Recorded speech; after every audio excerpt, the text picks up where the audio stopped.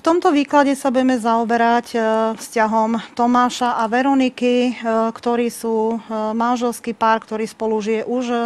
dlhší čas a v každom prípade majú pocit, že sa momentálne v tom vzťahu nehýbu tým smerom, ktorým by mali. Je tam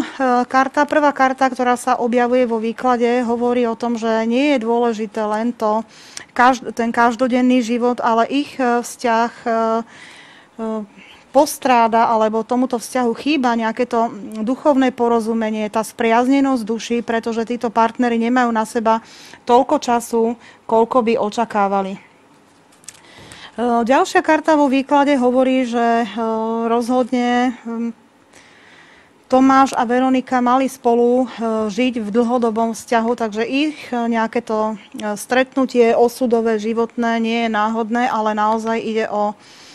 to, že mali spolu prežiť nejaký čas aj v tom vzťahu a Veronike pripadá v tomto vzťahu úloha matky,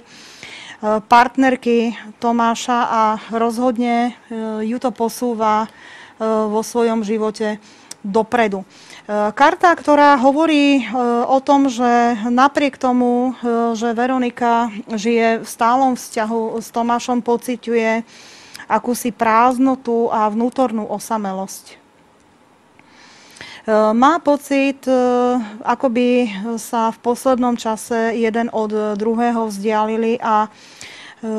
nie je pre ňu celkom jednoduché niektoré veci pochopiť, ale je to práve ona, ktorá môže svojou,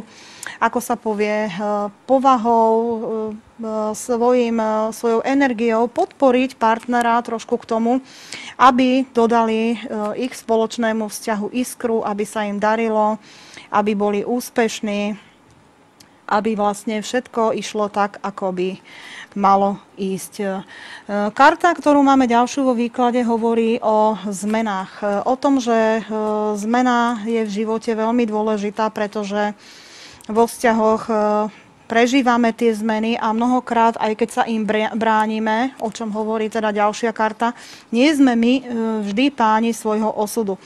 V každom prípade vzťah Veroniky a Tomáša bude napriek problémom, ktorými prechádzajú, znovu stabilný, pretože Veronike sa podarí tak nejak prinútiť Tomáša k tomu, aby znovu zažali taký ten oheň lásky, príťažlivosti a prežívali spolu vzťah, ako keby začínali úplne od samého začiatku. Tomáš tam má karty, ktoré hovoria o tom, že jemu samému tiež niekedy chýba taká tá vnútorná vyrovnanosť a je veľmi pracovne zanepráznený a cíti sa byť vo svojom živote tak, ako keby stagnoval na tom istom mieste, ale v každom prípade ich vzťah vyzerá dobre a on bude aj ďalej plniť v tomto vzťahu úlohu otca, partnera Veroniky a vlastne tento ich vzťah, pokiaľ Veronika uplatní nejakú tú energiu, nie len teda energiu takú, že by na silu tlačila na toho partnera, tak majú šancu mať znova krásny, plnohodnotný vzťah, tak ako je tu karta Slnka, ktorá hovorí o tom, že naozaj sa im bude dariť a budú obidvaja prekvitať šťastím, radosťou a láskou, ktorú môžu rozdávať nielen jeden druhému, ale aj všetkým okolo seba.